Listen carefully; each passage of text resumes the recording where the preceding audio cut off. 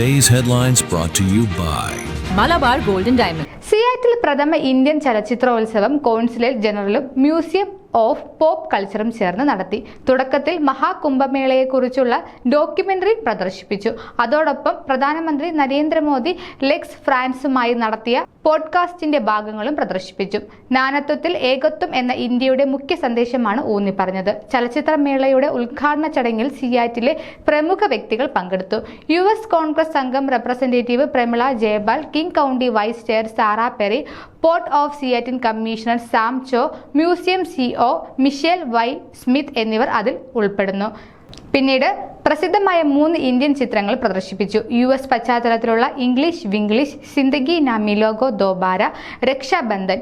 3 ദിവസം നീണ്ട ഉത്സവത്തിൽ ഇന്ത്യൻ സിനിമയുടെ ചരിത്രം എന്ന പ്രമേയം ആധാരമാക്കിയുള്ള പ്രത്യേക ഫോട്ടോ പ്രദർശനവും ഉണ്ടായിരുന്നു.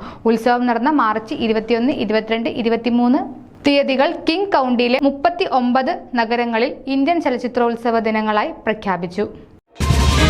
This news reel is brought to you by Malabar Gold and Diamonds.